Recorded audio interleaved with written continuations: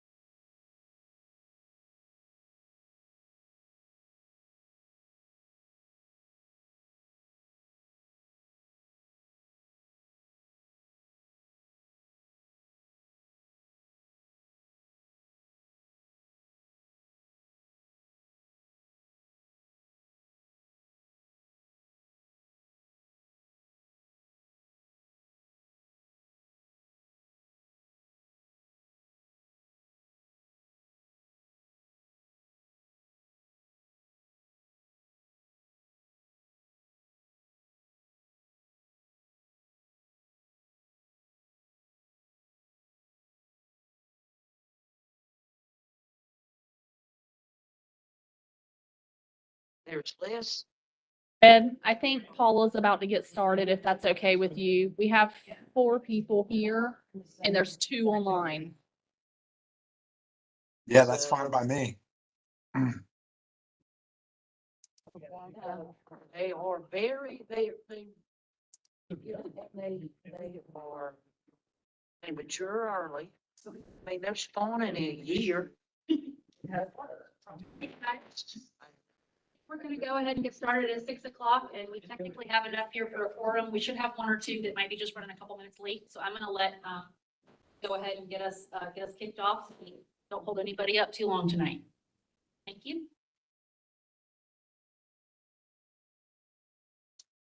So do you want me to start?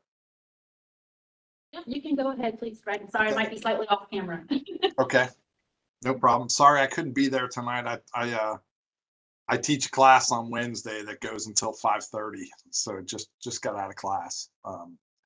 And so this is the April 12th meeting of the Southern Regional Advisory Committee. My name's Fred Scharf, and I'm serving as the chair of the committee. And wanted to welcome everybody this evening. Pretty short agenda. We don't have a lot on the agenda tonight.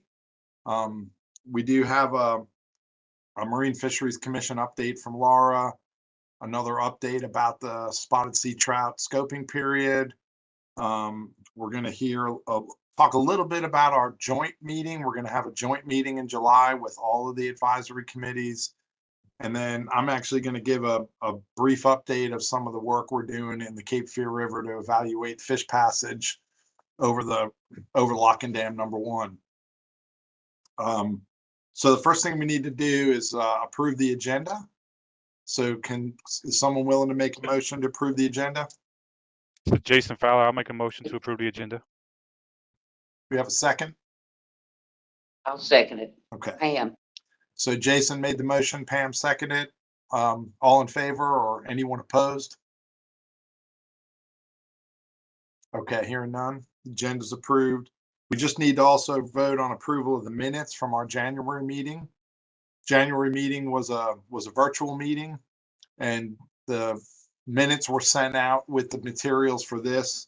And our meeting was really just to talk. It was an orientation presentation and a Marine Fisheries Commission update. we didn't have any voting items at that January meeting. And so if anyone's willing to make a motion to approve those minutes, So moved, Jerry. okay? I'll second. This is Jason. Okay, so Jerry, Jason, anybody opposed to the minutes? Have any amendments to the minutes? Okay, hearing none, those motions carry. Our agenda's approved and the minutes are approved. Laura, do you want to have, is Laura here? She's not, it's Paula. Okay, It's actually trying to update the agenda. We're taking turns this time around, so I'm gonna step in. Let me see if I can move over seats here. Maybe you can see me on the camera. okay. Yeah, no, Maybe, yeah, that'd be great. And maybe we could just do, I wish I was there in person. Maybe we could just do a very brief introductions for folks. I can start here online and then maybe the other folks that are online. See who else is online with us here. Jason's online. Is it just Jason and I from the committee? yes, from the committee, it's just the two of you online so far. We did have a couple other folks that might jump on online, but so far it's just the two of you. Okay. So just for folks, just so folks know me, I'm Fred Scharf. I'm a professor of fisheries biology at UNCW. I've been here since 2002. I've served on this Southern Regional Advisory Committee since probably about 2005, give or take. I've also chaired some other advisory committees for the division, Red Drum FMP and Southern Flounder FMP, and currently serve as the chair of this committee. Jason? Yeah, I'm Jason Fowler from Sneads Ferry, North Carolina. Do a lot of recreational fishing, heavily involved with a lot of the operations of several of the piers in the Topsail Island area. And I've been on this committee since 2019. Super. Thanks, Jason. You're welcome, Pam? Fred. And then Fred, if you don't mind, I can take over for the room and maybe we'll just start across the way with Jerry and then just go around the table. Sounds If that good. works. Yep, I'm sounds Jerry good. James. I'm the vice chair. Recreational fisherman. I've been on this committee. I think this is my second term on Southern. I have served a term on Finfish. I was co-chair for the first Southern Flounder thing. So just been involved with it a right good while. So. Yes, I'm Pam Morris. I have been on a committee since 1998. And I was on the Central Committee for its entire existence and was the chair, vice chair every year but one. And they did away with the Central Committee. They put me on the Southern Committee, and I've been on the Southern Committee ever since. So one of the longest serving advisors.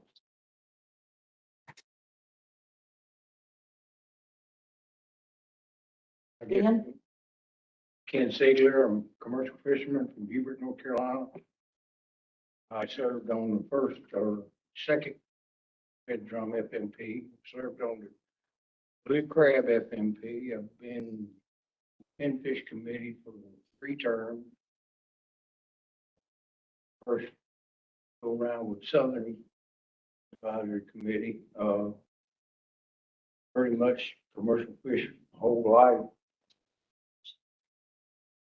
Not as active on the water as I used to be, but that comes with age, I guess. I'm Chris Stewart, in the Wilmington Regional Office, biologist supervisor. I'll be for the AC, Southern AC. I'm Hope Wade. I'm the admin for the director's office, and I am here to assist Paula.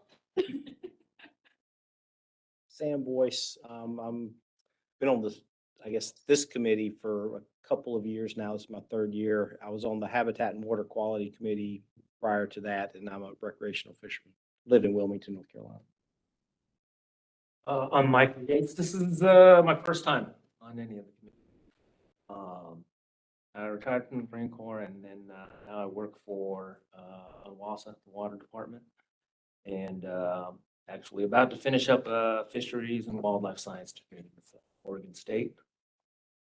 And I breed ornamental fish, mostly koi. And I'm Paula Farnell. I'm the program assistant for the Marine Fisheries Commission Office. And tonight I'm standing in lieu of our Bansky, our MFC liaison.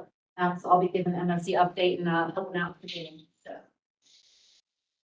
Super. Thanks, Paula. And I want to extend a welcome to Michael, so as a new member, and glad to have you. And as you can see from around the room, there's a pretty wide range of experience and folks that have been serving on advisory committees for just a short period, and then folks that have served on them for a long period. You know, I always think that I've been serving for a long time, but Pam and Ken both have me beat. So they've been serving for a long time.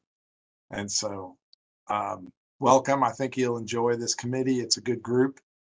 I think, is that Tom that just showed up? I'm here. All right, good. So Tom Smith is here, and we can officially get started now. So I'm glad you waited on me. yeah, we did. We wouldn't have started anything of any importance without you. And so Paula, do you want to give the Marine Fisheries Commission update that Laura was going to give?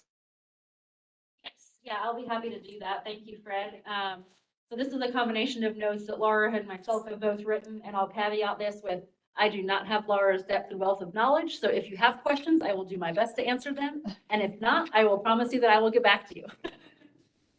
Caveat that, but otherwise, so the Marine Fisheries Commission, their February meeting was held in New Bern. And I'm going to give a brief update of just highlights. But I'd just like to remind everybody that those meetings are also recorded, as are yours. So please feel free to go back through our website and find that meeting if there's more information that you want.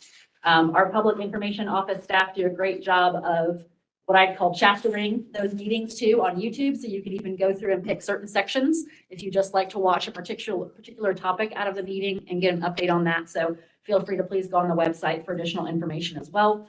We did just want to give you a warning, though, that if you start watching these MFC meetings on your YouTube, it will change your YouTube algorithm. So just keep that in mind. So basically, after I've gone over these highlights, I'll open up for any questions that you guys have. So for starters, we just want to talk about false albacore. In February, the commission reviewed a false albacore information paper, which the division had prepared at their request. And this was actually an update to a 2017 information paper that had been put together for the commission. And just information about the false albacore fishery, specifically in North Carolina.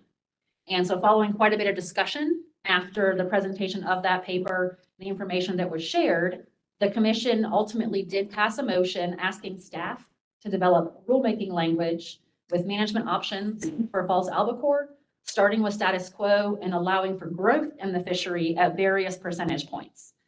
Staff are basically now reviewing available data, working on defining some of those terms. For example, what is the status quo? And then the division will be presenting its initial analysis at the commission's May meeting. And then the final issue paper with rule language options would be anticipated for either the August or November commission meetings.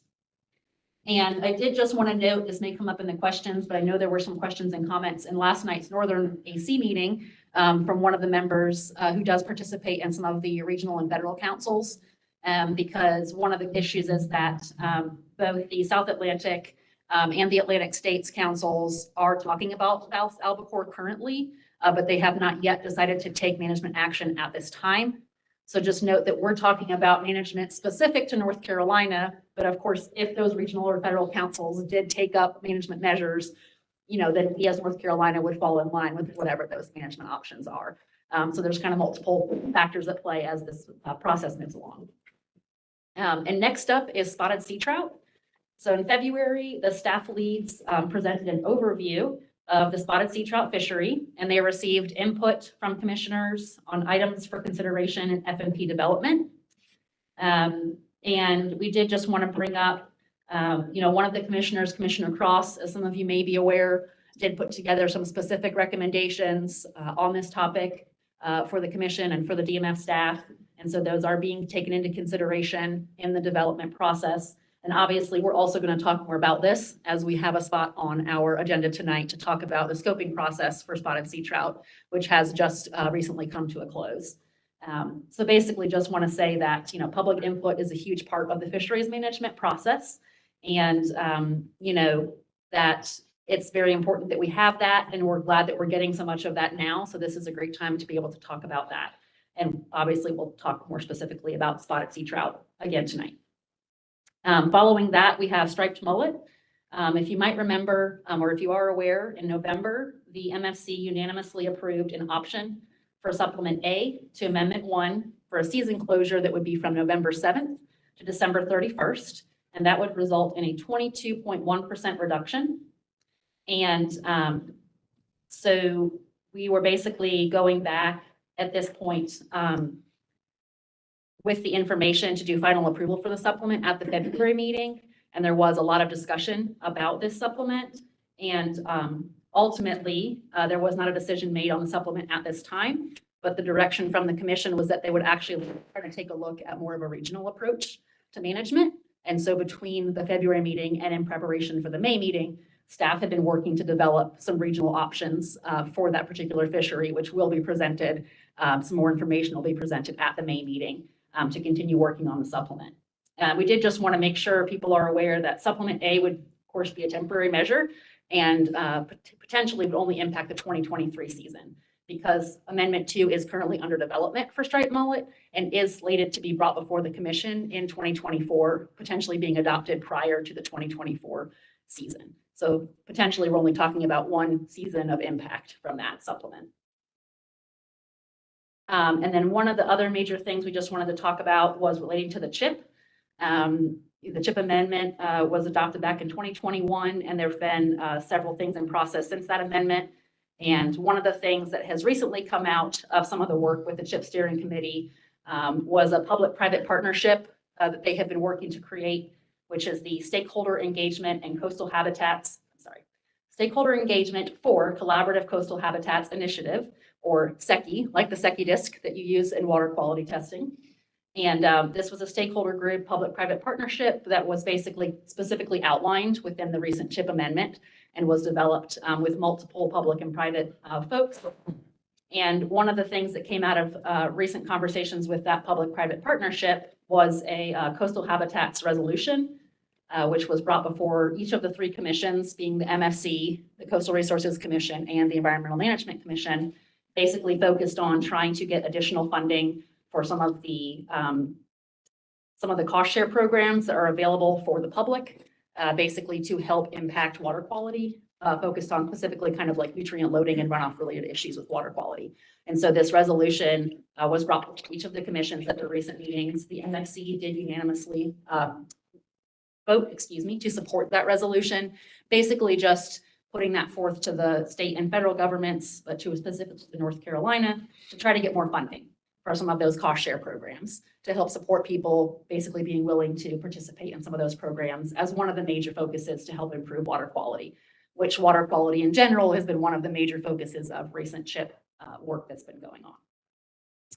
And so each of the CRC and EMC did also choose to support that resolution at their recent meetings as well. And so that basically caps off my kind of specific MFC meeting related comments. I'll take a little break for questions. And then I do have a couple of comments about some stuff specific to the Southern Committee here that I know we've had questions on that I did kind of want to just touch on as well. But I'll take a break here for any questions specific to the MFC. Folks have questions for Paula about the commission update? When is the next meeting? The next meeting is the 24th through the 26th of May. Okay. That's going to be at the Beaufort Hotel. Okay. Is the division looking at grants for water quality? Because I know that there's money out there. I'm going to tell you yes, but to be completely honest, I would not be positive. That would be a great question for our habitat management folks that focus on the CHIP and the water quality related work. So I can try to find out for you. I do know that which I'm working on some grants for some towns also, and part of water quality, the Attorney General's office has an enhancement grant now, what they're calling an enhancement. They may need to look at quick because I think the deadline is like May the 15th. Okay, I can certainly make a note. I think the grants are from 5,000 to 500,000. Okay, I appreciate that. Thank Something you. we'll look at. I will definitely make a note and share that with them. Sam, did you have a question? Yeah, just a quick question. On the false albacore stuff, the data they presented, that's on the website. I can get the link to that. Yes, Okay. so that was presented during the main portion of the meeting on Thursday.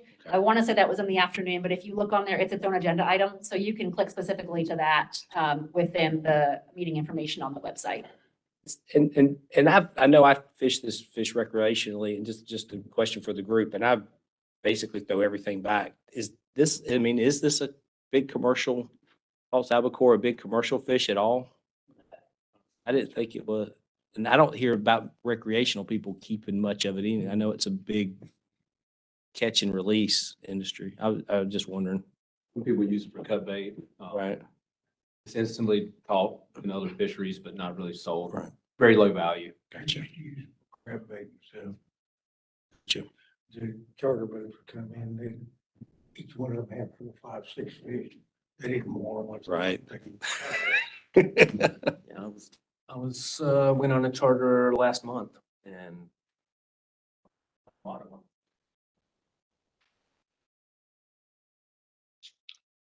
Thanks, Steph. Appreciate it. Other questions for Paula on the commission update? Okay. So there's some things you wanted to talk with us about? Yeah, just a couple things. Just, as you guys are aware, we're sort of just getting back into a rhythm of having meetings, on a regular cycle and schedule. So Laura and I, as well as the staff leads, are working to try to get things a little more cohesive and also make sure that we're transferring information kind of from meeting to meeting. Because we recognize things come up and we kind of want to make sure they don't fall off completely. They may not always come right to the next meeting, but that they're still on the radar. So a couple of those things, obviously, Fred touched on the fact that he'll give a brief update about the Cape Fear Fish Passage study tonight, and then the possibility of having a more in-depth presentation later this year about that topic, which obviously I'm sure you'll update us some more on. And in general, we have had a lot of questions. This has come up at multiple committees, not just yours, about things such as our stock assessments, more specifics on the FMP process and kind of just some of those general, division-related processes and steps that take place. Again, particularly because across the committees as a whole, not as pertinent to the specific committee, but we have a lot of new folks, coming onto the committees this year. But our thought process is that a lot of those topics that are more general might come up at the July workshop. And we will talk some more about that July workshop as it is, an agenda item here in just a few minutes. But I just kind of wanted to put that out there that those things are on the radar as well. And then I know specifically for you guys, there's been some questions in some of the upcoming FMPs in terms of where things are at in the schedule. And so there's only really one thing, potentially on or schedule for this particular year, which would be for spotted sea trout later this fall. And then we have a couple additional FMPs that would be coming up early into or further into 2024. And just a reminder, which I can send it out again after this meeting, but we do keep up our little work plan here that basically outlines where all the FMPs are at in the process. And we try to keep this up to date as things shift and change. So that's always something, maybe after this meeting, I'll send out another updated version of that because it does change, semi-often. So to keep up with that, so you guys kind of know what's coming up on the schedule. One of the other topics we've had some conversations about, I believe, was bycatch and bycatch reduction, as well as various fishing techniques, the impact of those on habitat and water quality. So we do still have those on the list as potential topics, maybe for presentations later this year. As again, we don't have potentially too many action items, so to speak, coming up the rest of the year. So we do have some items that we could have presentations on at a later date. And then, of course, we are going to hopefully have some time at the end of the agenda tonight to be able to provide you guys the opportunity to either comment on any of these things or bring up anything new. We're going to try to make a space for that on our agendas each of the times going forward, a specific slot for you guys to present those issues to us so we can make sure we get them noted and try to work on getting information to you so we can utilize these meetings as effectively for you as we can. And that's basically all I've got for that.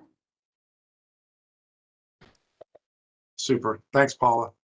Any questions for Paula about that? I think this is a good, it's a direction. A lot of this is coming from Kathy Rawls, who's the director, about just trying to increase our communication.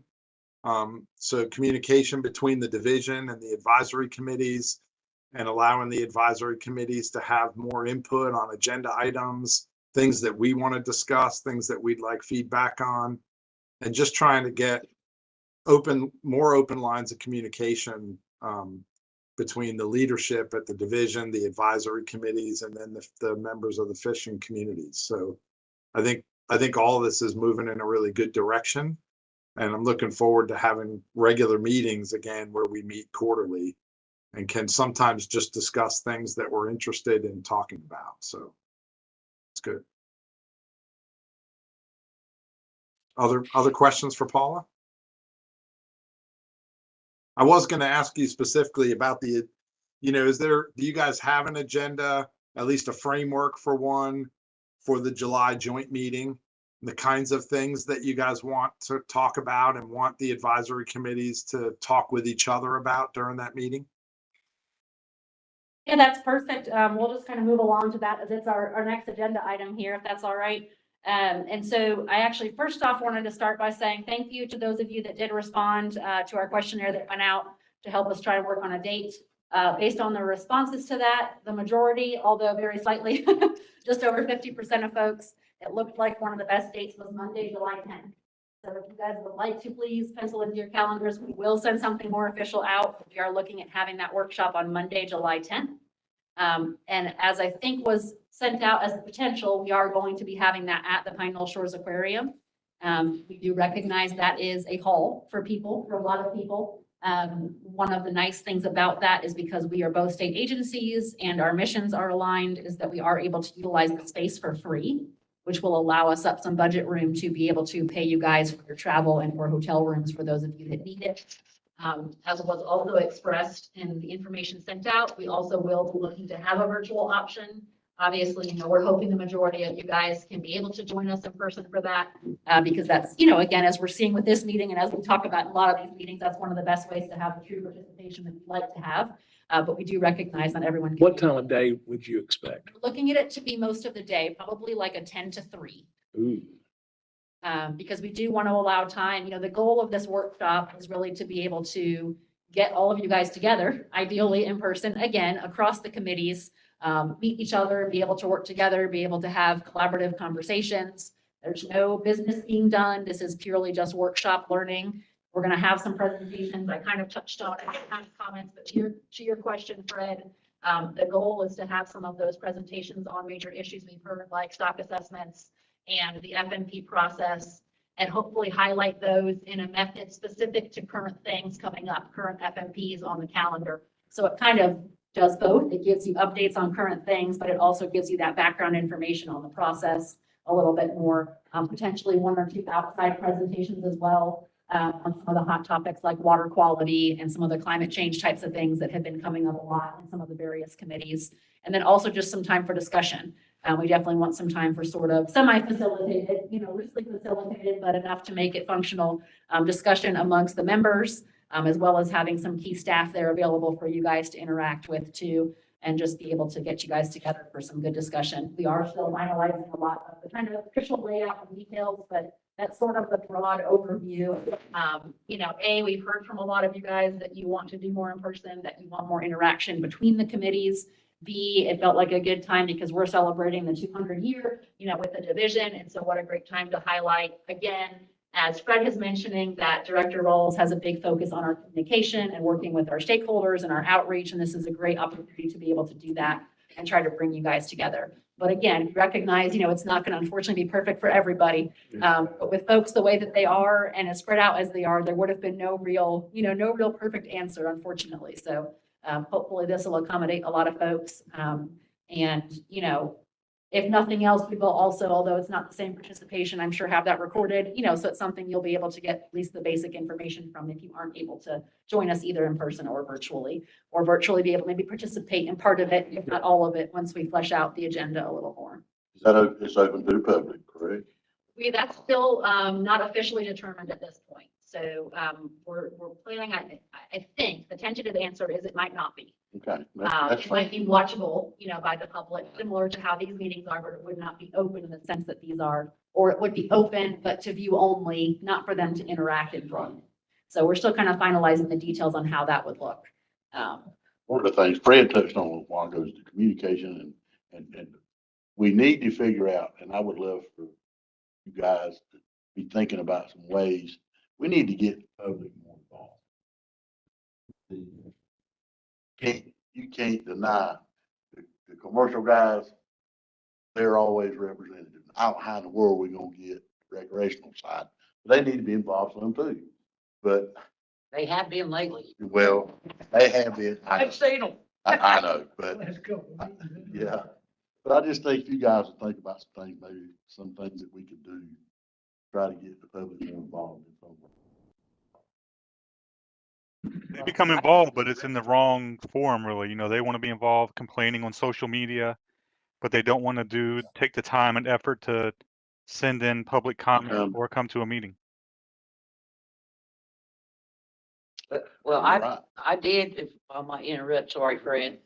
The director, Kathy, I think she's doing really good about, I was at a conference a couple of weeks ago where she spoke about this very thing. And she's very interested in getting more of an openness and engaging the public more. And like having these scoping meetings and such as that. I mean, I think that's a good turn on the division's part. Cool.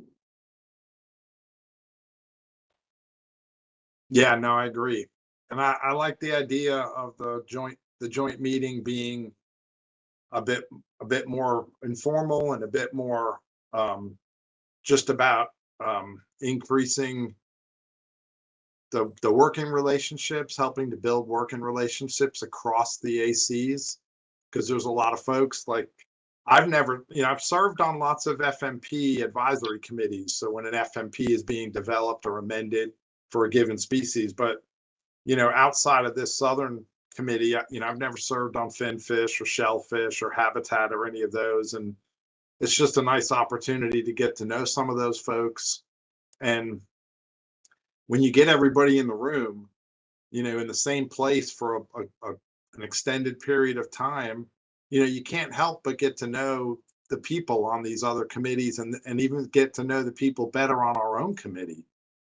And when you get to know each other better, you just my experience has always been you can always work together and find solutions towards problems when you get to know each other better. So I'm in favor of it. Thank you for that, Fred. And I think too, in speaking with Laura, our mindset is also, there's a lot of depth and wealth of knowledge amongst the members of the advisory committee in various capacities and various backgrounds. And by being able to kind of bring that together, because some of these issues overlap, in more ways than we think. And so being able to put that together is kind of one of our thought processes too, and just kind of be able to combine all that knowledge to hopefully know who's there. And even if that's a start, then hopefully you kind of get to know each other enough that if something does come up or happen down the line, you could reach out to so-and-so or things like that. And we can maybe think about other ways to continue interactions and communications across the committees a bit more. Well, thanks, Paula. Are we okay to move on to the next item, which is just a discussion on the spotted sea trout scoping period? Absolutely. Is that a discussion where Jason or Lucas is going to provide an overview to us about some of the public comment, or? Yes, they are both here, and I think we're finding some space for them to come up to the table. To be able to join us. If you bear with us for just a second. Yeah. Hey, Jason and Lucas, thank you guys for coming tonight. Appreciate it. I was gonna say, we're happy to come. I should have done this before I got up here. They didn't have to drive anywhere.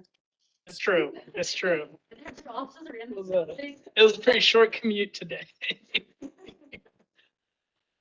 So we do appreciate the chance to come up here and talk to you all a little bit about spotted sea trout scoping.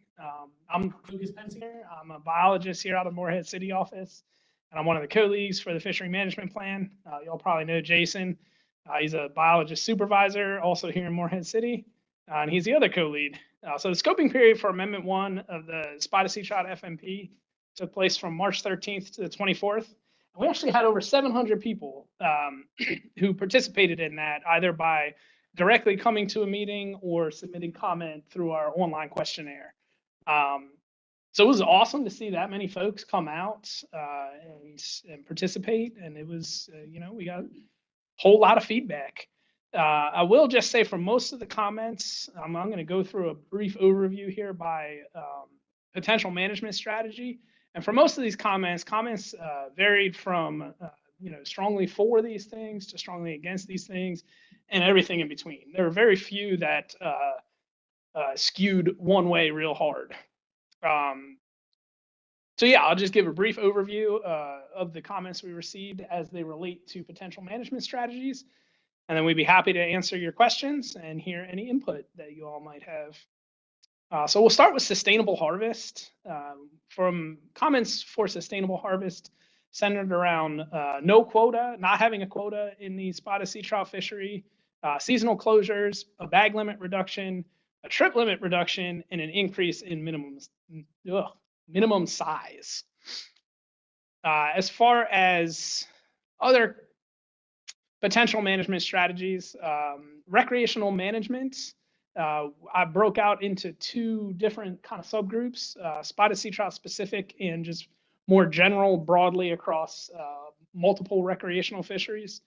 For spotted sea trout specific, comments centered around making spotted sea trout a game fish, outreach, especially regarding catch and release best practices, eliminating the RUCL or recreational commercial gear license as a means to harvest spotted sea trout, implementing boat limits, eliminating the captain and crew limit, and limiting entry into the spotted sea trout fishery. As far as general recreational comments went, those centered around reducing the impact of tournaments, especially catch and release tournaments, and then a multitude of gear requirements. As far as commercial management is concerned, I again broke that into the more spotted sea trout specific and general. Spotted sea trout specific comments centered around making spotted sea trout entirely a hook and line fishery, as well as limiting entry into that fishery. The more general comments centered around reducing overall gillnet efforts, reducing all commercial effort, closing the personal consumption loophole, offering commercial subsidies with the idea of phasing out gillnets, implementing some area limits as far as where commercial fishing can occur, increasing gillnet mesh size, say that one 5 times fast, and requiring gillnet attendance regardless of area or time of year. As far as protecting spawning stock biomass is concerned, that was another of our potential management strategies.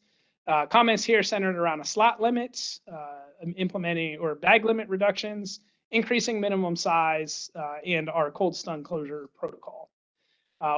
One thing that we hadn't necessarily been considering that came up a lot during scoping, so we've kind of added it to our potential management strategies we'll consider, excuse me, is area management. As far as that is concerned, so like kind of a spatial or area management, what we heard there was closing specific areas to gillnets or closing specific areas to all spotted sea trout fishing, as well as a call for regional or localized management. Paula mentioned Commissioner Cross's ideas that he put forth. We did ask about those in our scoping meetings. Comments we received there were overwhelmingly against that proposal and felt that it was unnecessary in the spotted sea trout fishery at this time. So that was kind of in general. Specifically, the people addressing the specific pieces of that, again, were opposed to a quota in the spotted sea trout fishery and opposed to ending catch and release fishing. We also heard some comments that are kind of more general ideas that don't really fall into any of those management strategies easily. Those centered around ecosystem or multi-species management, stocking fish, so stocking spotted sea trout, increasing enforcement efforts, looking at how management is done in other states and implementing that management here, and developing a recreational reporting app that can be used for spotted sea trout. And there were some folks who wanted that reporting to be mandatory, and there were some folks who wanted that reporting to be optional. Whew. And that sums up what we heard. Like I said, we had over 700 folks, so we heard a lot, which was awesome. But if any of y'all have questions, Jason and I would be happy to answer them. And we would love to hear your input as far as things you'd like us to consider. Did you have a lot for the hook and line for the commercial food along with the net? In other words, like make this thing, for example. She didn't set a net day, she go out there with a rod and reel, she gets 75. Right? That'd be a good day. But I mean, did you have a lot of that? As in, do we have a lot of folks in general calling for that? Yes. I would say it's hard to say. It was probably pretty common. Yeah, we probably had a decent number of people. I will say we didn't have a lot of, our input was overwhelmingly from recreational fishers. We didn't hear from a lot of commercial fishers, unfortunately. Which on one hand makes sense. It's a recreationally dominated fishery.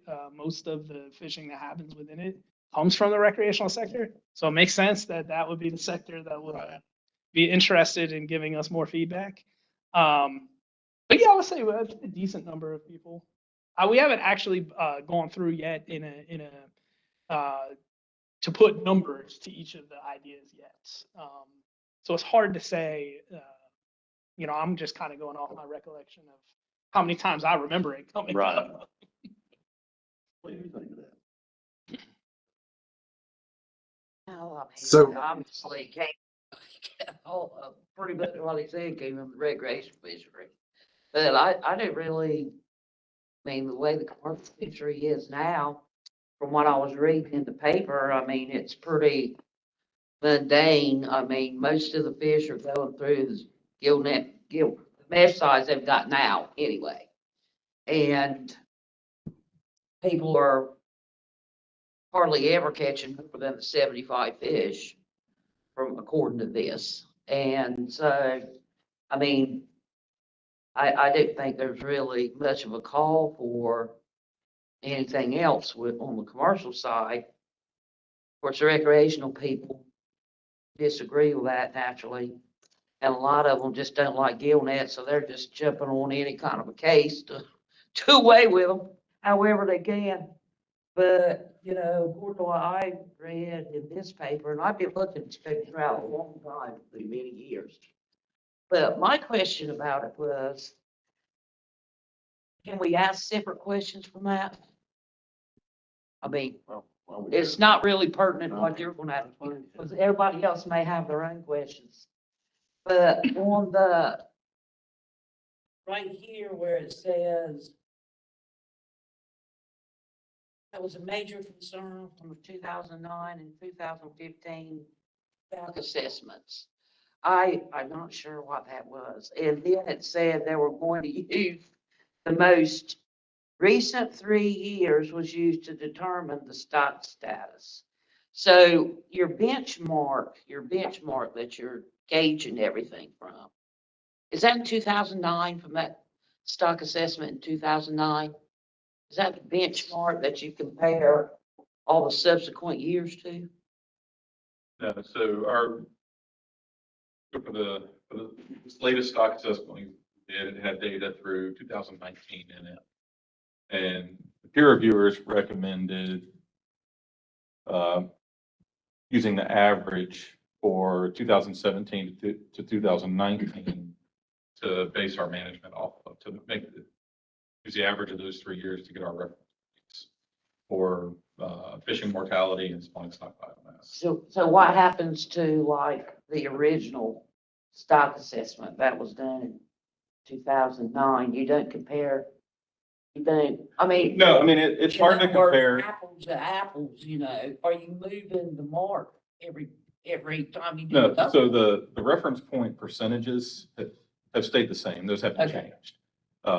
You know, we did update the model we were using, because the previous models, the big concerns was them not being able to track natural mortality, as well, especially from cold stone events.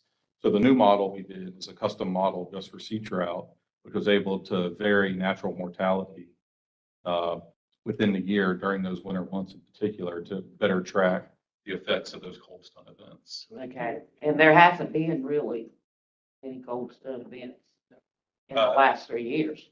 Not the past few years. I think the last one that we closed for was 2018, I want to say. It's been at least 4 years ago. Yeah, it's been a I few. mean, Lewis was the director when they did last. He was. That might have been under Lewis. Yeah. Yeah. That was the last cold stone event that we had, that they closed Yeah. things. That would have been 2018. That's what I was getting at. 20%? Hmm? SPR was at 20%, wasn't it? Yes. The things about the biology have not changed since back in the day. That they grow really quick, they're very fecund, spawn a lot, spawn early at age 1. That's still true, right? Yes, it is. Okay, and the main thing that affects it is these cold stone natural events. I mean, cold stones can have an effect, but you know, what we saw, cold stones can have a large impact within a short time frame. But that's not to say that fishing doesn't have an impact either. It's what we see now with the current stock status, we are overfishing. We're not But the overfishing. stock is healthy. Yeah, there's a lot of biomass out there. We're just taking too many out right now. The mortality's too high. So And right we- now it's we at an implement unsustainable. that. If you came into a cold snap. Yeah, because a cold stun, you know, that can, you know, for lack of a better phrase, kind of reset your biomass, Mhm. you know, depending on how severe it is. Right. Well, that's what I think, you're overfishing, but not overfish. But one cold stun could change all that to where both overfished and overfished would be. But this fish isn't like a drum or something like that. This fish can replenish itself pretty quick. Yeah, we've seen that with sea trout, especially since we started doing the closures from cold stuns, that they have a fairly quick recovery time from that generally. That spring spawning period, just spawn 4 or 5 times.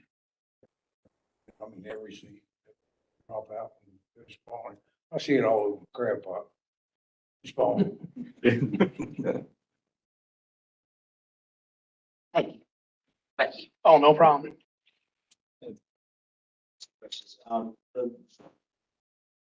I guess a couple of comments, was looking at because I went to the southern region, look, I talked to you on the phone after that. Yeah. Okay. But I went to that meeting, and if I remember the data correctly, because the data captures through 2019, the stock assessment is based on that. When you look at I guess the recreational fishing numbers after that, they're actually even higher than 2019. So if you look at 2020 and 2021, I guess the catch was even higher. And I know y'all haven't used that in the assessment.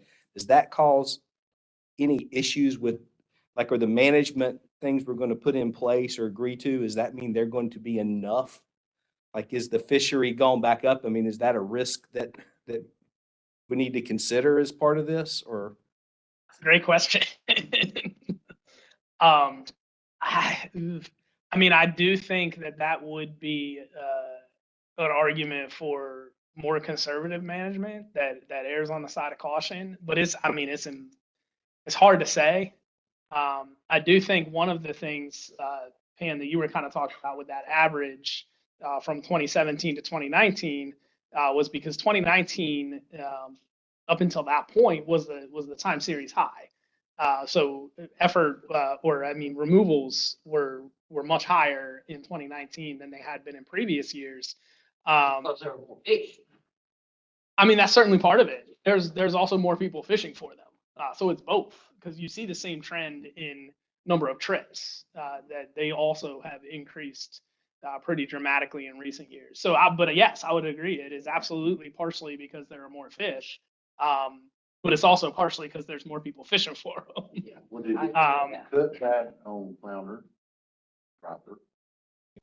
Had to have brought trout fishermen up more. For sure. because And they didn't yeah, have- it probably did. Yeah, absolutely.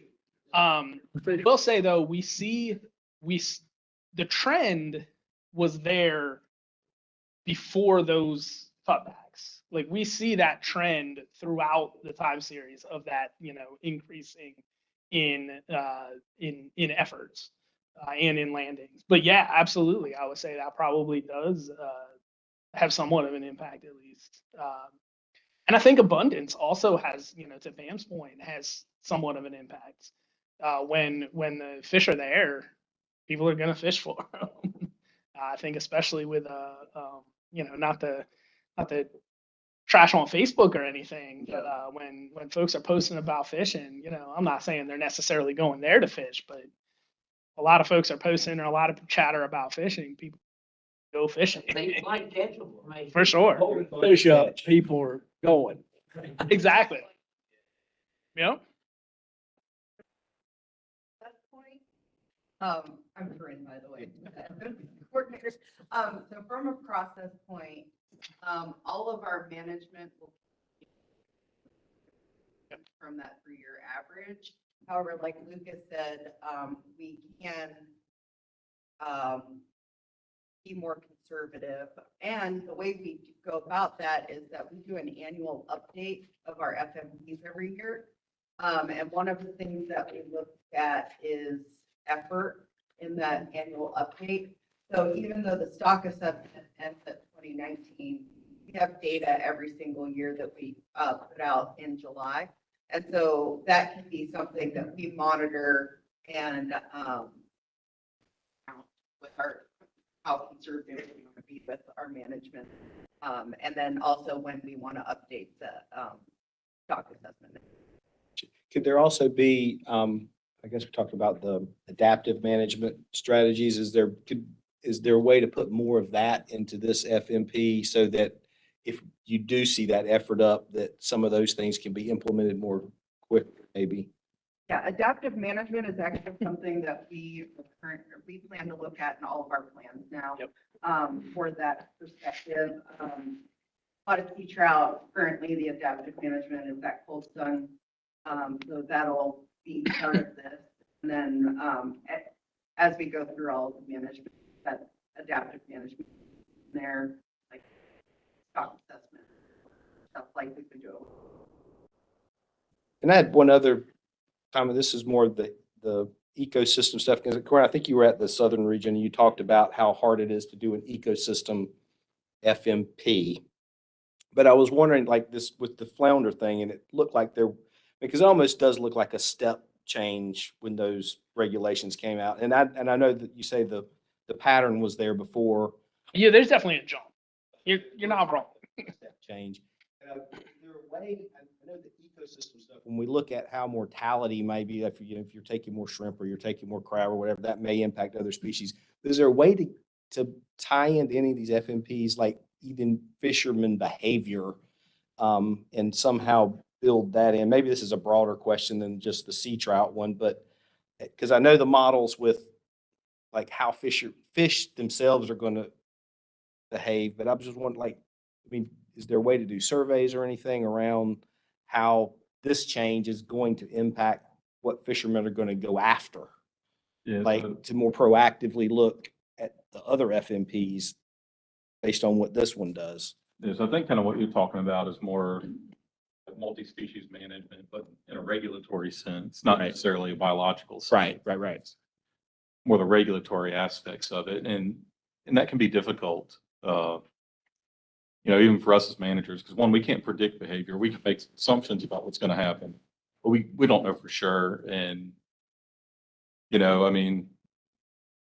know if I want to say this, but just to use a recent example. Like with what happened with flounder, they were looking at a big reduction. And at the same time, we had come out because and said, oh, we're expecting everybody to go trout fishing, and so we're going to put more regulations on trout, you know, at the same time, even though we didn't have any real data to back it up with. You know, I mean, that's a hard sell to the public. So, I mean, I think there's some, you know, maybe some things that could be considered in that aspect, but trying to have all the information at that time to be able to do something like that is difficult. Well, yeah, and I guess I'm thinking more in terms of the other FMPs as they come up next year. And I don't know, I can't remember which ones. I don't know if there's any finfish ones that are coming up, but if there's a way to like adjust the adaptive management in those to know that, hey, this is potentially going to impact this. Like so for example, if you'd known flounder was going to impact some of this, maybe there could have been some adaptive management in the annual update for the sea trout one to say, hey, we need to be on the lookout for this somehow. I don't know, just, Yeah. I'm kind of, I know I'm not in the weeds in what you guys are looking at, so I don't know how difficult it is, but. Well, it is very difficult because depends what you're doing. Some things may be more general impact across the entire state, and some may be very much Right. more regional. Like true, too. striped bass affected certain areas a lot more than others. Yeah. That's just a given. Flounder is probably more universal. Yeah. Yeah. Just look at those type things, but eventually, you know, be it commercially or recreationally, people want to go fish their gear, whatever it may be. And a lot of it is adaptive to different targeted species. And they're going to shift. I mean, I don't think how many, they're either going to give it up or keep fishing, right, Pam? They are. Yeah, and the recreational guy's going to find something that he can go out there and catch. And his life will find a way. Yeah. Fishing will find a way. Yeah, And to think that you're gonna take this away, people aren't gonna fish whichever kind that they do, they are going to go fishing. yeah. They are, whether it's for flounder or speckled trout or finfish. That's what they want to do. That's their thing. They want to do it and they are going to do it. Turn somebody's lights off, they're gonna go. Well, they're going to, life will find a way and they will find something to do. So. It is public water. We're supposed to find ways to accommodate as many people as possible and manage the species around it. And we're supposed to use it to the highest level while maintaining sustainability. So. Yeah, but I guess to go back to your point about the adaptive management aspects of the plans, you know, depending on how adaptive management within a plan is constructed, you know, kind of our default here lately has been to base it on an update to a stock assessment. You know, we do the management plan and then a few years later, you know, update the assessment, see if things are on track. And then if not, you know, we can make some course corrections there if we need to before we do another full review of the FMP. But, you know, there could be a situation, you know, maybe if trout had something like that could have been useful. If we had a trigger in there with adaptive management based on like the large increase we saw in landings in 2019 and then seeing that continue, you know, would we want to build something into a plan to do something proactively, even without having an updated assessment to know if there's a biological issue at that time? And that I don't know. You know, I could see some support for doing something like that, and I could see a lot of support for not doing it that But way. you don't know which way it is. You just don't know if it's all effort or if they're just a hell of a lot more fish. Right. Right. And if they're there in a certain big enough size, they're gonna get caught. Yeah.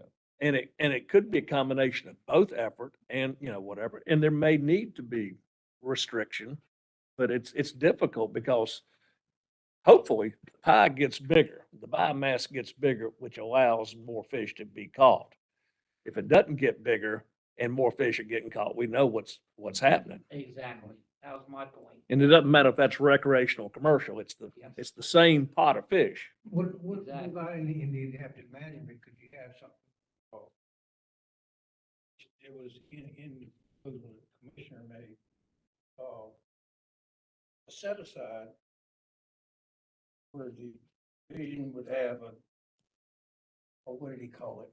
Oh, the conservation. Conservation piece, I think easement, they yeah. call it. What, I mean, if you take that conservation, like you said, it was 20%. stick that 20% in there and say, okay, here's what's not gonna be available. And then everything else is what's available. If you have to vary time and season to accommodate that, then Yeah, so the only issue with doing something like that is it requires the fishery to be managed under a quota system. why would it have to be a quota? Because then it's 20% of what are you, you don't know what you're. You know, your target is 20% biomass, isn't it? They're not ever exactly sure what that is. You know what I mean? Yeah, You're 20% of what, you know? I mean, yeah. Hard Yeah, to say. that's the only way I could see something like that working would be under a quota system. I don't think you'd have to do a quota. You know, now, another, I guess another way to get at that would be if you don't want to do a quota, you could do a larger harvest reduction than what's being called for to be more conservative on that end of it. So like right now with spotted sea trout, we're overfishing, so we need roughly a 20% reduction in harvest. You know, if you but the wanted to, stock is healthy. yeah, there's plenty of biomass. It's just too many are being removed right now to where the biomass would likely be in trouble down the road. Okay, if you had that 20% locked up in that easement, it couldn't be touched. Then what do you need to get to the target? But I guess, how do we make sure it's not being touched? How do we measure that? Well, I mean, that's the 20% that y'all put forward. I have no idea. Got to figure out what the 20% is of. 20% of what? Of what? See, that 20% is that 20% is a reduction in harvest No, I'm that is necessary to I'm end talking about SPR. overfishing. I'm talking about the SPR. There's two different things. to talk about. Yeah. Since the stock is healthy, but they're taking out, maybe this is what you mean, and they're supposedly taking out more than it's gonna require to maintain this healthy stock, right? Basically, Taken out. We don't really know that for a fact, but we think maybe it could happen. That's the best information, is that you're taking out too many fish to maintain a healthy stock. yes. Right. Oh, there's, Yes, I get what you're saying. is what this healthy stock is. The healthy stock is Okay, maintained at 20%. the threshold level for what is the What can be removed? Okay. Yeah. In other words, if you come up with a total allowed landings all the way across the board. Okay. Well, how Not many even fish? landings is what you take out. But I think the, I'm getting to, if that's how many fish that are available, take 20% of those fish, lock them up inside the easement. And then you shouldn't have any problem. They're out. If you do, then you can vary time and season. I don't understand what you're saying, because it sounds like you say you could take 80% of the fish out of the biomass and the population's okay. I'm saying take 20% of the fish because that's the market we need for. I think I can clarify. Jason's actually saying the same thing as Ken, it's just in different words. So what Ken is saying is that we know that we need that 20% SPR.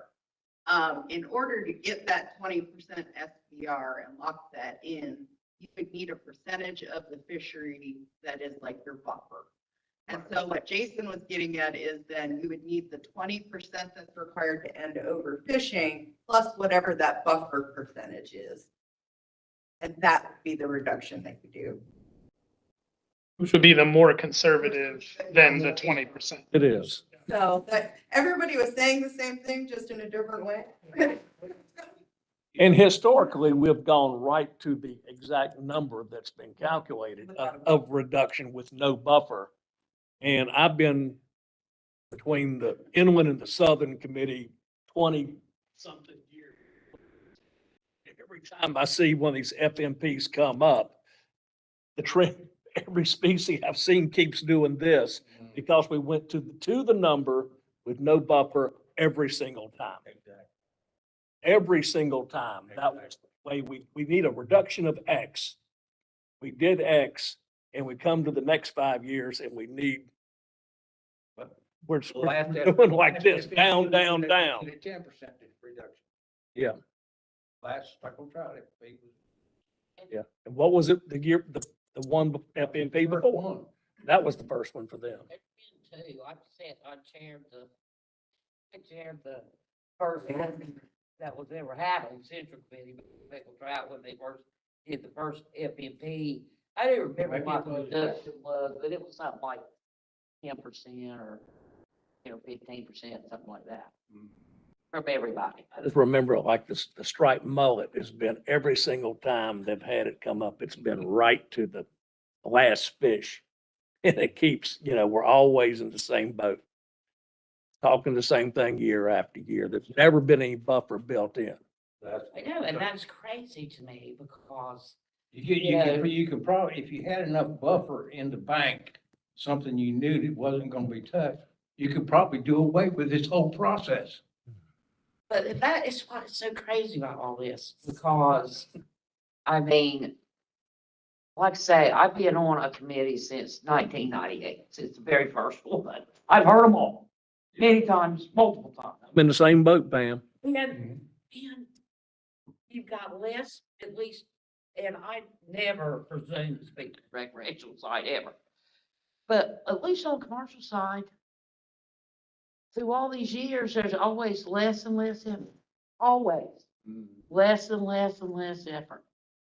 But yet, there's more and more. Well, we've got, and so that, I think, is where I'm always just so suspicious of stock assessments, where they came from, how was the formula changed from the prior stock assessments, so that you're looking at apples to apples and you're considering, because it seems like, and this isn't just like spectral trial, although I've heard that before way too many times.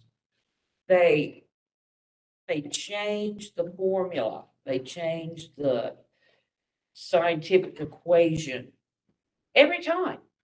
And you're starting here, but if you keep changing the equation every time, and yes, I know you get better inputs and all this thing and that thing, but still, it can't be that far off.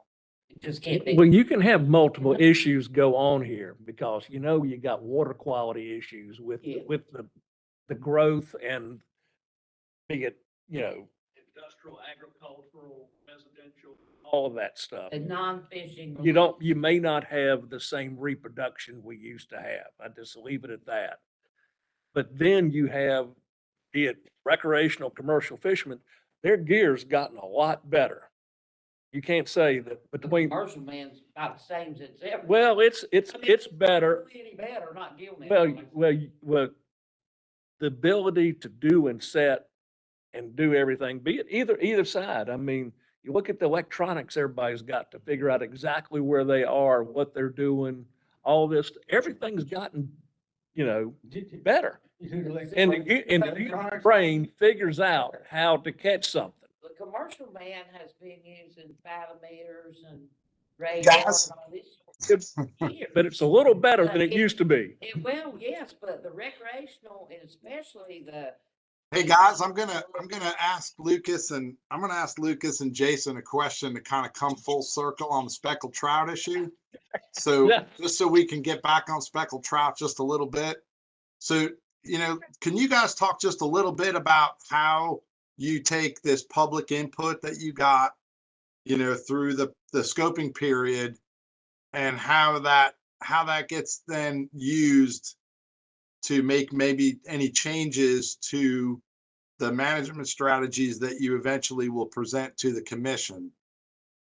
And the timing of So- that, can you talk a little bit about that? That's a great question, and I do think some of it is tied up in the potential management strategies that I mentioned here today. If you look, Pam, in your scoping document, some of those are a little bit different than what we put forth in the scoping document, and a lot of that was a lot of that was the conversations that we heard, the input that we heard throughout the scoping process. It made a little more sense to look at things a bit more broadly than what we were thinking about it. area considerations, that hadn't really been on our radar, but that came up enough during scoping that we added that in. But as far as the kind of time frame of that process, what we'll do as we are starting to gather these comments, and we have I guess 3 more AC meetings after tonight, and we'll take that input, take all the scoping inputs.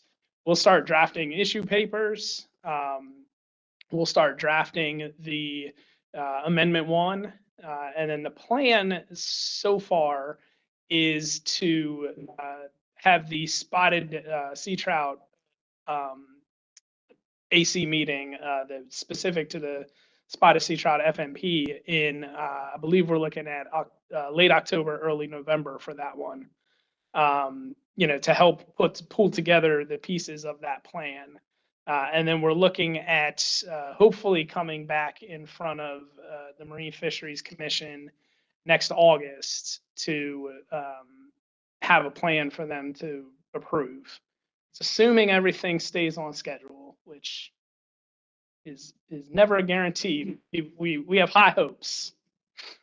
So I don't know if that answers your, is that kind of what you're looking So for? will the new issue papers and things, will they come back, through the ACs for any AC comment?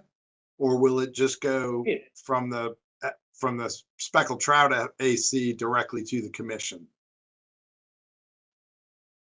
I'm going to let Jason speak to, I know the answer is yes, but I'm going to let Jason speak to exactly the timing on that.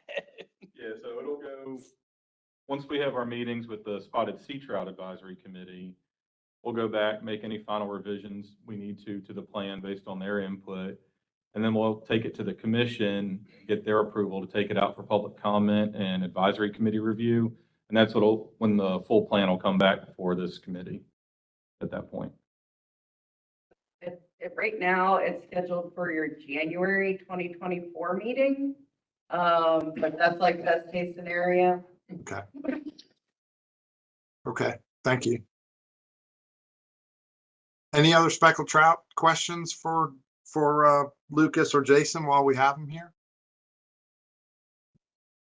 Is there any way, and I know that there's no way that you can regulate ethics, but I've been out there trout fishing, and I've seen guys sit right there, one right behind the other.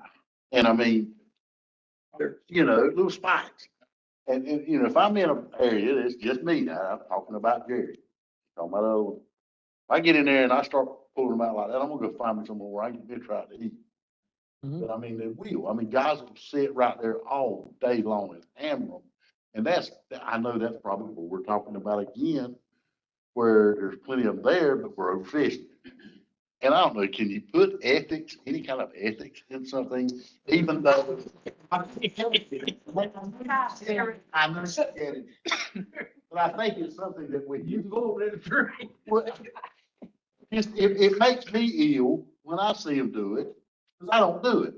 I think Rob brought up the Marvin's hook. I've been doing that for years. They should take off the hook. I think that becomes more of a because I think, like you said, we can't. It would be regulated. You can't regulate it. Or at least I can't think of how to I don't know how regulate you do it either, but you'll stand there. right? These guys back here are gonna love us if we do that.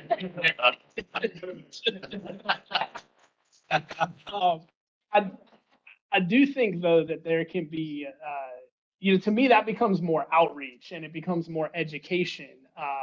Where if somebody's going to just sit there and hammer them all day, regardless of what of their knowledge, then there's not much you can do about that. But I think same thing happens with big trout fishing. I mean, for sure. People go out and they catch trout. I love to catch trout. Pull back, catch it. There ain't nothing like that. Boom. I mean, I love it, but To be quite honest, I've been there before.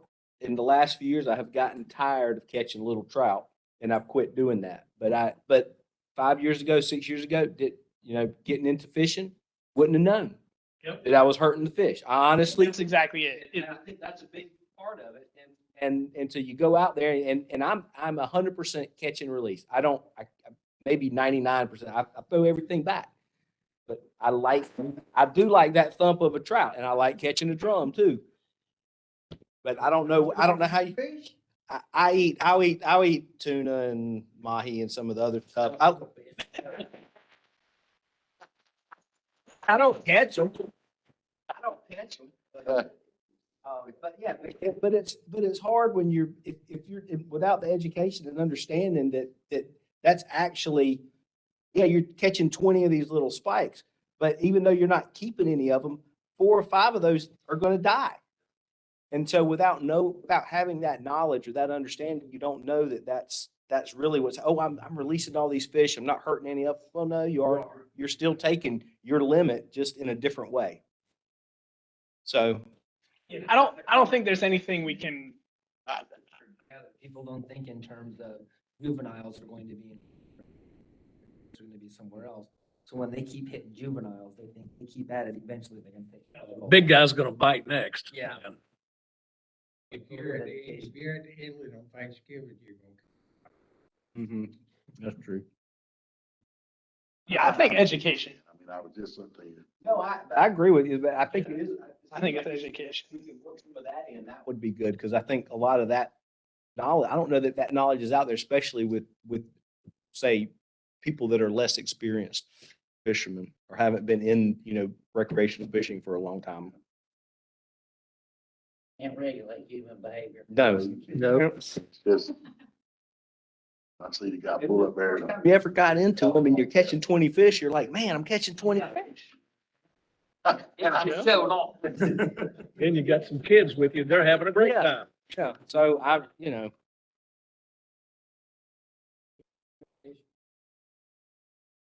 Other comments or questions for speckled trout for Lucas and Jason?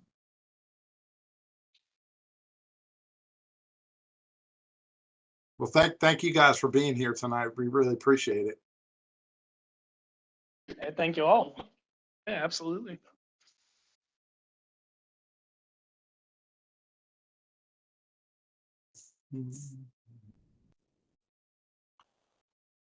Let's see.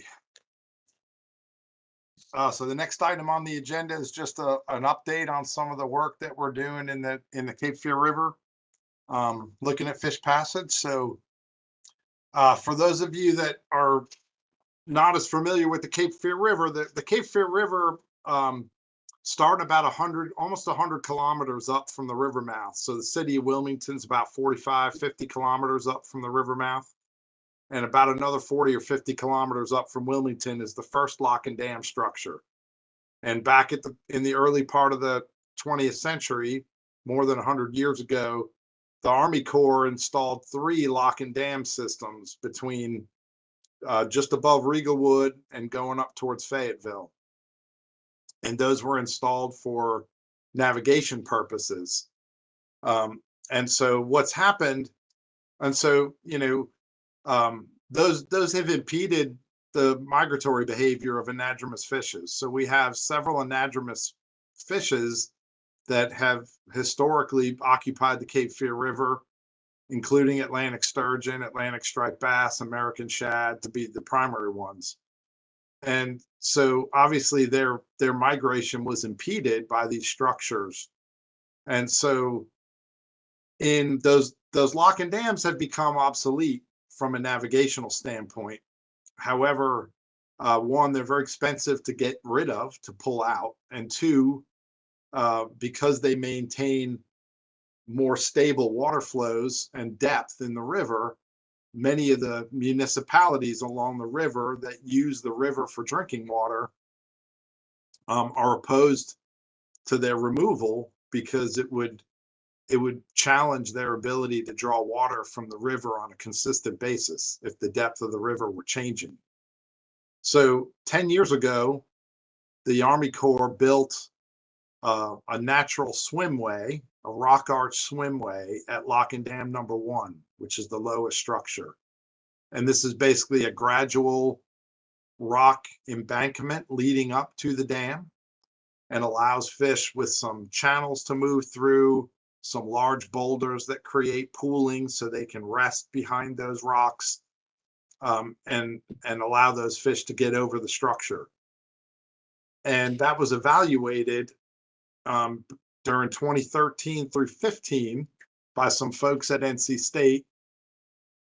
And they tagged striped bass, and they tagged American shad, and they also tagged some flathead catfish, which also are migratory within the river. They're not anadromous. They don't leave the river, but they show spring migration patterns. So they evaluated their passage success over that rock arch. And for the American shad, they did reasonably well. I think about 55 to 65% of the fish that were tagged and released below the dam got over that rock arch structure. But it didn't work very well for striped bass. Only about 20% of the fish that were tagged were able to migrate above Lock and Dam 1. So it took a long period of time. Cape Fear River Watch was able to get some funding, some of that through the state, through the coastal recreational license funding. And the rock arch was modified in the summer of 21. And the modification was to basically, it wasn't built. The original design in 2012 didn't match what was the way it was supposed to be built. And so I think they ran out of funds at that time. At least that's how I understood it. But anyways, it didn't function as well. And so with some new funding, it was modified to meet the original design standards. So what we're doing now is working with some folks from Clemson, and we are with some funding from the Army Corps, trying to reevaluate this newly designed structure to see if it's better at allowing fish to pass over Lock and Dam 1.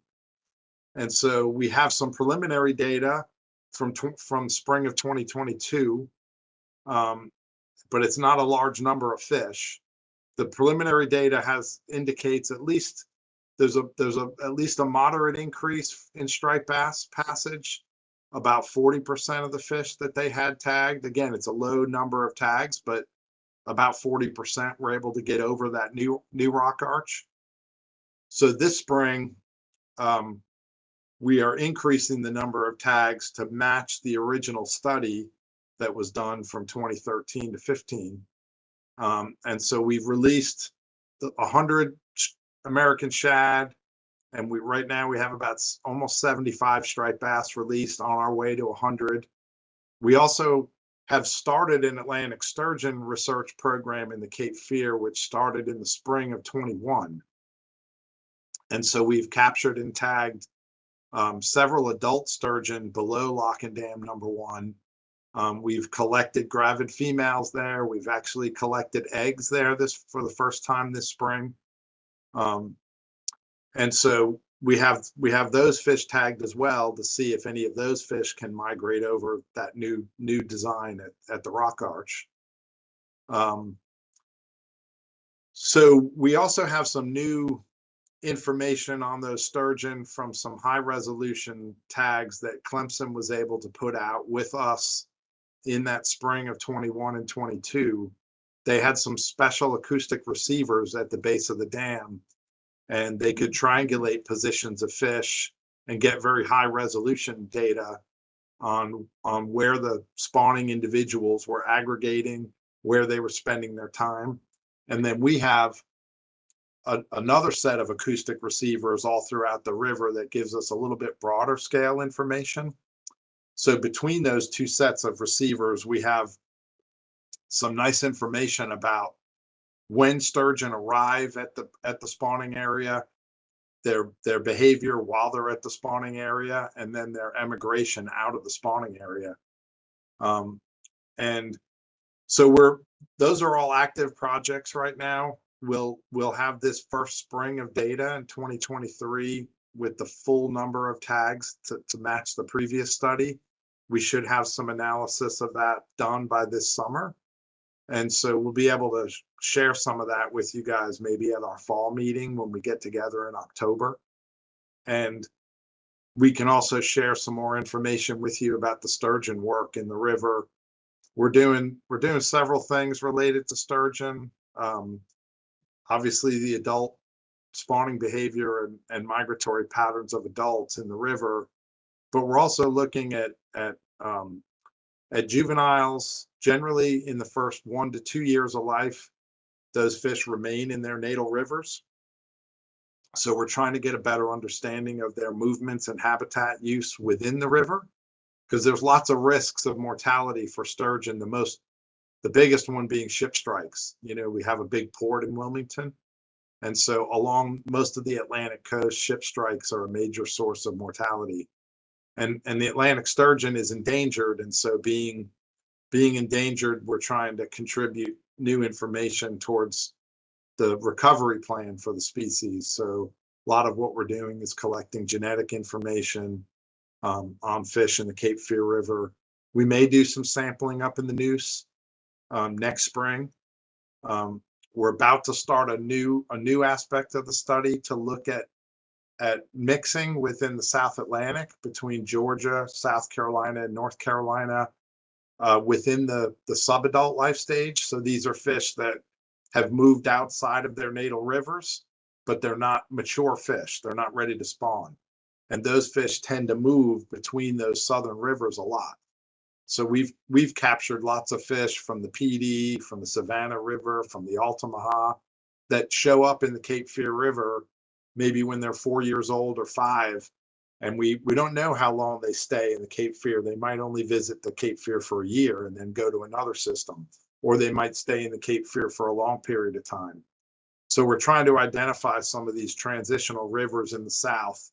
Each of the rivers have different sets of mortality risks, so that we can identify, you know, where they're spending most of their time. And if the Cape Fear ends up being a place that's very popular among sturgeon throughout most of the natal systems in the South, then we can target some conservation efforts and work with the shipping industry in the Cape Fear to try to reduce ship strike incidents and those sorts of things. So those are the things that we're working on regarding fish migration in the Cape Fear and sturgeon population dynamics. I do need to give a shout out to Chris.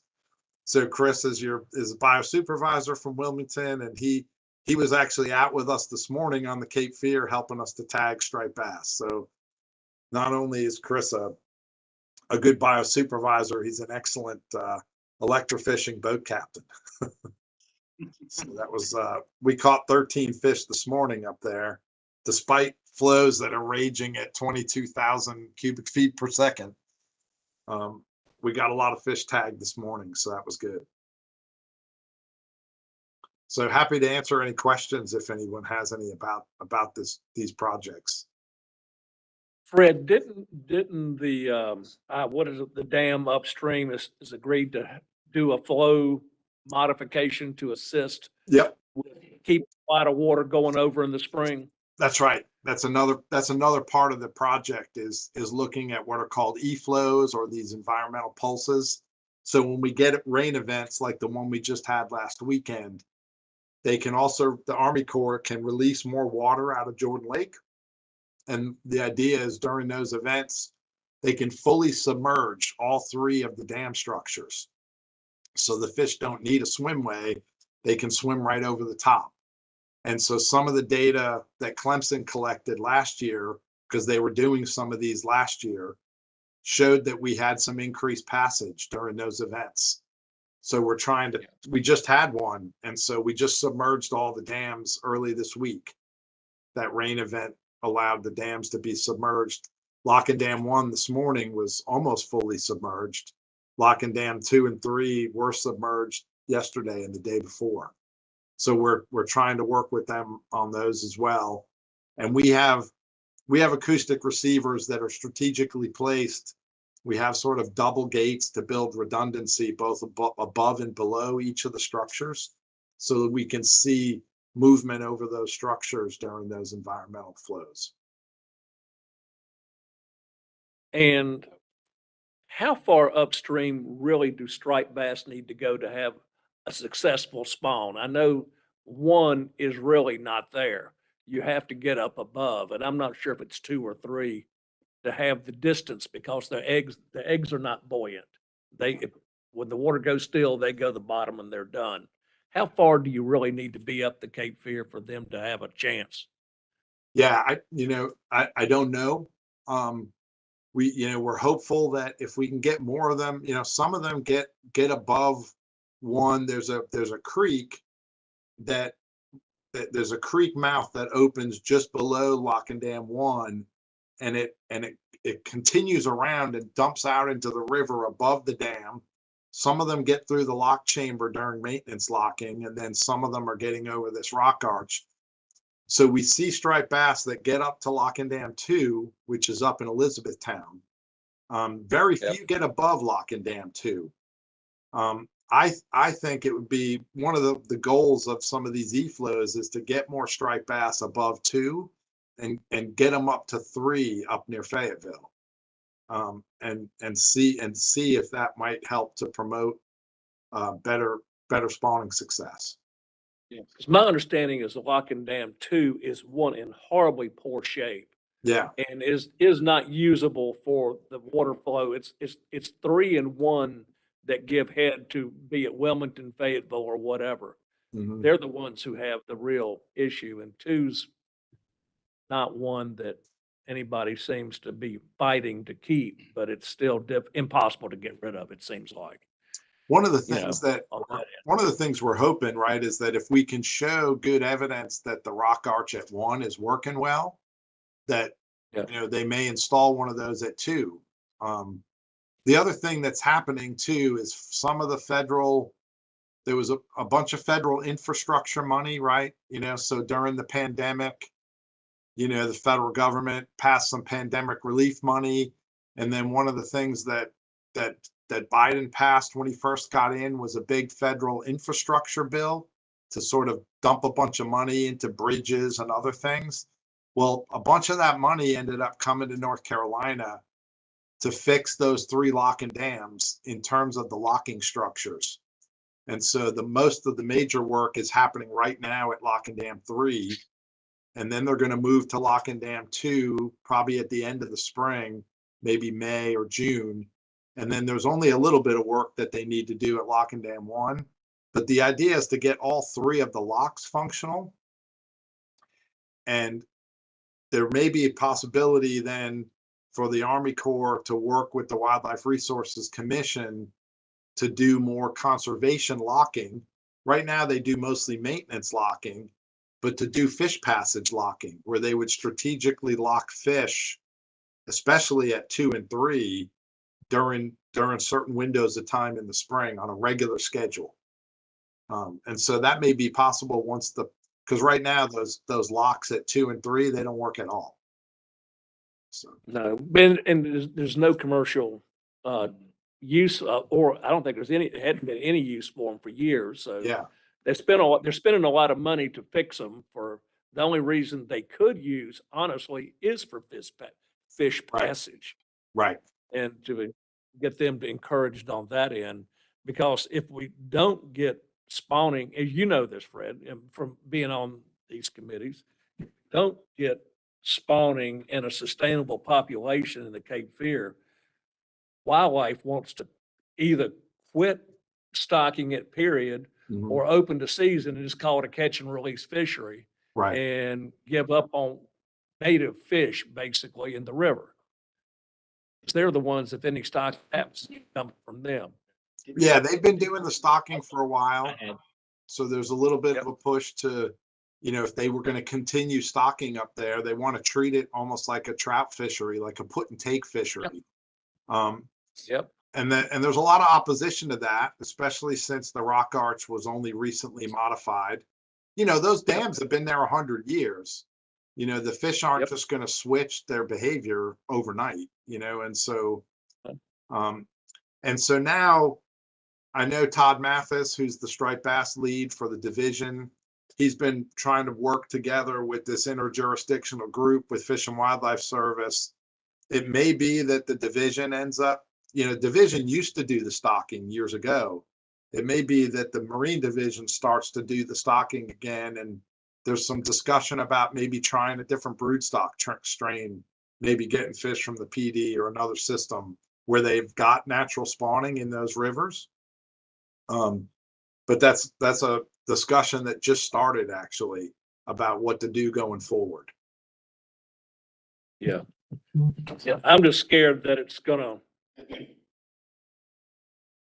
we're gonna get turned into a give up on it because these things have been marginal, Yeah. moderately successful at best. Right. And the Cape Fear used to have, if you go back, if you read the data before the dams were built, Mm-hmm. the amount of fish in the commercial fishery was huge in the Yeah. Cape Fear River Yeah. back in the early 1900s. Right. It was a huge fishery. Yeah. For all I those mean, species. Yeah. All of those species, it was bigger than what the Roanoke was. It was a huge species. It was a huge fishery. And it went virtually overnight to Yeah. next to nothing. Did they ever find if there was, because there was some talk also about a group that spawned up in the Northeast Cape Fear. Did they ever find that that was the case, or? They do, but it's Really not regular, it appeared, from what I remember, Fred, because I was on the striped bass FMP. Yeah. And they know they're there. They seem to have some success sometime, enough to keep, because if I remember, it was something like 20% of the fish caught appeared to have been fish that basically were Northeast fish. They were naturally spawned fish. Not a Yeah. huge bunch of fish. There was a certain percentage. Yeah. And Chris That can talk about, they do some regular juvenile sampling, and it's a hard system to sample young of the year striped bass, late summer, Yeah. but his group has done and caught some, that show that there's some spawning happening in the Northeast. It's just hard to know the extent of it. Yeah. We got 2 juveniles. Yeah. And we have gone electrofishing in the Northeast Cape Fear and shocked up fish to a ripe and running. It's just not, it's a extremely marginal place. But wouldn't it have to be the time, as Fred was saying, where they just open it up and boom, they're all gonna swim there? Yeah. I mean, it takes a while, I would think, Yeah. right? Volcanic. Yeah.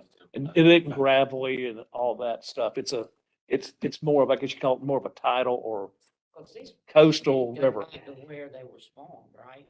When we looked type at of some of fish. the original receiver data, there's a certain portion of the fish that went up to Lock and Dam to do what they wanted to do, go spawn. There was a portion that went up, came back downtown and just stayed downtown. And then there was a portion that went up the Northeast. So they're trying to That's get. interesting. Yeah. Cause I was like, if they weren't born there, why are they gonna go back up there to spawn? It's just, It's natural to go up the river. very hard to seine a river because it drops off very steep banks. So there's a good chance we're missing them. Very hard to trawl in the rivers. Stumpy, Yeah. big trees coming down. But there's a certain portion of fish we got fin clips for that aren't tied back to the brood stock they've stocked over the last 10 or so years. So Yeah. they're considered wild fish. I know And this, there's no boats that go up these locks no, like they used to be, not even like these Been years. pleasure it's trawlers. been years since anybody's used them in any way. And when they were talking about it, 10 years or so ago, one guy who used to run a boat up there said the reason why it all went away was because the locks were broken. That, they wouldn't have gone away if the locks were functional. Chicken or eggs. Stumpy and not easy to navigate up there. They used to run a lot of commercial goods up the river. Yep, back in the day. But they used to way back before then, go all the way up to Falls, whatever that, Smiley Falls. yeah, that's where they used to be able to go to, Yeah. which is, I believe, isn't it roughly 60 plus miles of flowing water is what they need before it hits the tidal zone for a striped bass egg to make it? I think that's the number I read years ago, or in one of these reports that we look at. It's got to run 60 miles before it hits tidal and it could go slack. That's a long ways up the river. Yeah, Right. that's the bad. Yeah. So. Yeah. Oh, yeah. Yeah, one problem we've seen in the Cape salty the last few years. Drought conditions, the deepening of the river. Yeah. The port, there's a lot of different factors going on, but it's been extremely salty the last few years. Cause I know this, back when I was a young guy, we used to catch them down below Wilmington and some really nice fish. That was a long time ago. That was pretty. I know one, I was out there the day you got caught him when you turned the blues, but that fish was over 30 inches long. All the way up Southwest Creek on base. Now, was that one of them, some of them that they throwed in there 20 years ago? Or- I got along. I don't know. I mean, periodically you hear the guys catching them, you know, in the New River and the Southwest Creek area. I just wondering where. We were at hospital one day, called Spanish. Yeah. And on the sturgeon. Yep. I know nothing about their reproduction habits. Do they have the same issue, the stripers, with eggs needing to be buoyant, or they have a No. different whole? No, Okay. their eggs are demersal and they're adhesive and they stick. That's how we were able to collect eggs. We put egg mats up in areas where we suspected they were spawning. And we actually collect the eggs on the egg mats, and they're so sticky that you have to cut them off of the mats. And yeah, but they sink pretty quick and they have a short duration. And so, you know, based on what we've caught natal juveniles in the Cape Fear River as smallest fish we've caught is about maybe a 12-inch juvenile sturgeon. And those are fish that are definitely still natal to the system. You know, they're not coming from another river into the Cape Fear. Right. And so, you know, and we've got gravid females up at Lock and Dam 1. And we've got eggs now at Lock and Dam 1. So we have pretty definitive evidence that we have a spawning population in the river. Our next thing is to try to estimate the size of it, so we can get an idea of how many adults are coming back each year into the Cape Fear. Yeah, and I assume, given their physical structure, they're not one that's gonna climb this rock arch. Yeah, I don't think I they're- don't know. That'll be interesting. We haven't seen one Yeah. go over it yet. Yeah. So. And I doubt they're physically of the type of fish. I mean, the shad, you know, they can scoot up pretty easy. I don't think Yeah. a sturgeon is made for those unobstructed passages. You know, very they're- unobstructed to keep going. Plus, they're big. They're big, The yeah. big adults that we're catching up there are 7 feet long. So they're Yep. really They're not big going animals. over. I mean, there's Yeah. physically no way for them to get over the thing. Yeah. So what you have is a limited breeding area, restricted population. Yeah. But at least they can breed, but it's limited. Yeah. Okay. Keep us posted, because that's been one near and dear to my heart for a long time, and I've been thinking that either you needed a good rock arch or these things needed to be at least reduced in height, if not fully removed. You could probably rubble them down to half the height and still keep some head, and then do work on water intakes to make the water part work. But the fish don't have it's tough to get them over. That's it. Yeah. I mean, these fish are made to go up to the fall lines and stop and breed. And you're making a fall line very short of where they should naturally go. Right. That's right. They've seems like they're adapted now to spawning below Lock and Dam 1, which is only about a third of the way to the fall line. Yep. Yep. And they're not salmon who do leaping over the rocks. So the shad are more tuned, because one, they're smaller, and two, I guess you call them little slinky or whatever they can get through. But striped bass, the bigger they get, the less chance. I think it'd be interesting to see the size of the fish that actually pass. Yeah, we have size on all of them, so it will be interesting to see. Yeah. To see if you have any bigger fish, get up there, or they stuck below. Because if you're getting just small fish getting up, Well, you know, you're getting some, but you don't get the same volume of spawn as you would with bigger fish. I'm just scared that no matter what, you're not gonna get but so much to get past a big man-made structure like this, no matter how they work it. There's not many of them been, you know, very successful that I've ever seen. Yeah. Now, a number of years ago, when we were talking about river heron, you know, Yeah. back in the day, I thought removed at least one dam in the northeastern part of the state.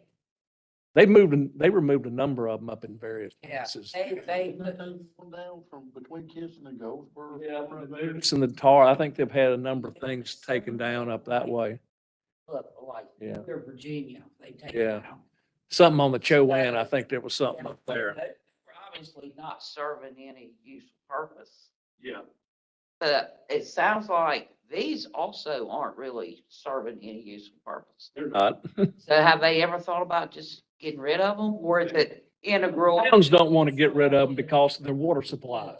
Water comes in. The water supply for those, Wilmington comes in right those above. towns, Wilmington gets their water above, Just above. and they want to Yep. keep it to make sure they always have plenty of water. Sounds like the efforts be more productive finding them another work.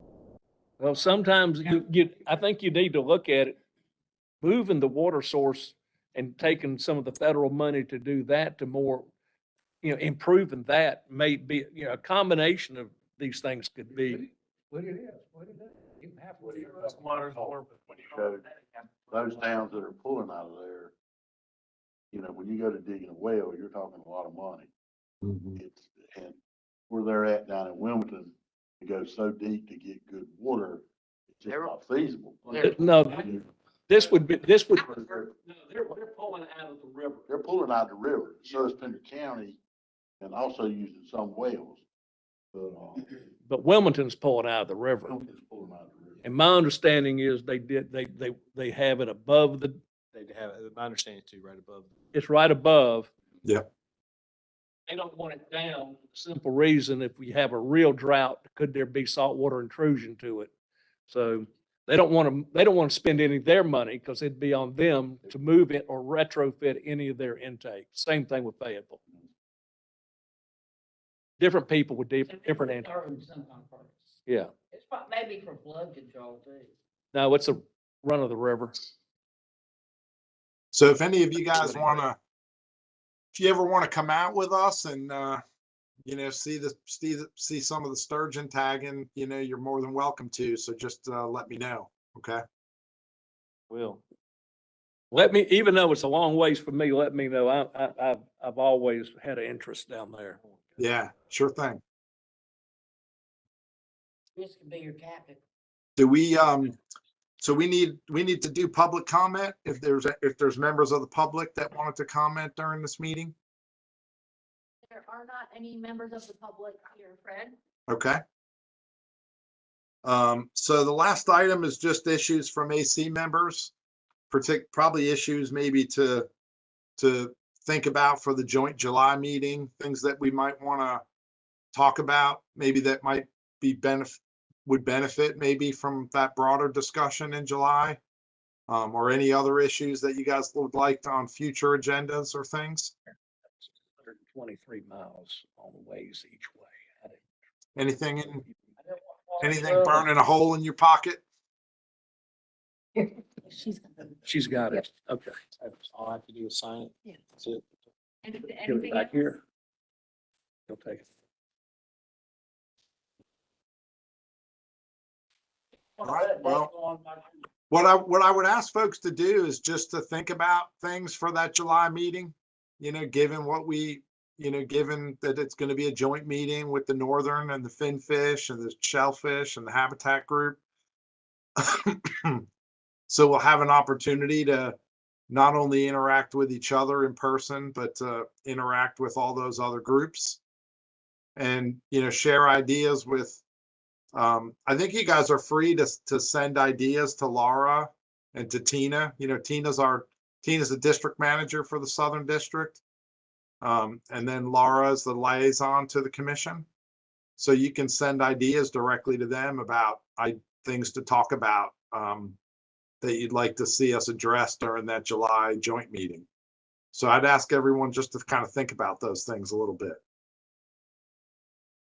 Yeah, you can certainly feel free to email me too. I know I'm the one that usually sends out the updates from the emails, and Laura and I literally sit, all they're connected. So, what goes to me goes to Laura, but that way, I'll filter it in. And, again, like, on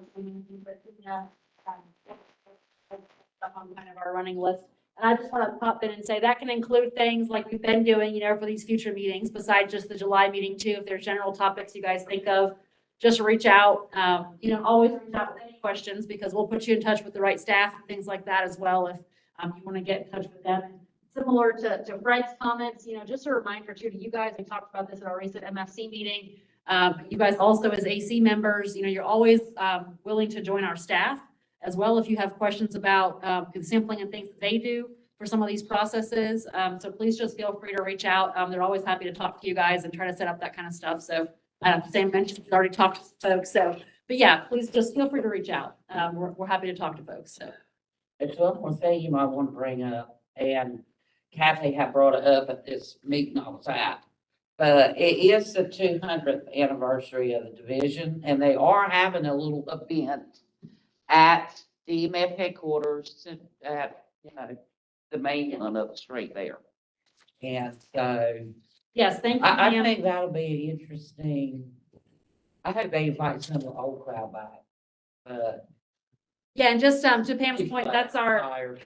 jamboree that we're doing to celebrate the 200th year. It's going to be on Saturday, June 10th. And they're basically having a lot of the different sections, set up various informational tables and activities. It's meant to be for everybody to come out and just learn more about what we do and be able to communicate with staff. So definitely come out and join us, and keep an eye out for more information as more details on that get solidified. But we'd love for you guys to come by. All of the AC members should have received an email flyer. Yep. Yeah, I've received one. Yep. So do we have a motion to adjourn? Make the motion, we adjourn. Do we have a second? All right, so motion by Tom, seconded. We don't need to vote on it. Meeting is adjourned. So see everybody soon, and have a good rest of the spring. Fred. Everybody have a good night. Hey, Chris, thanks again for helping this morning. It was a really big help. Appreciate it a lot.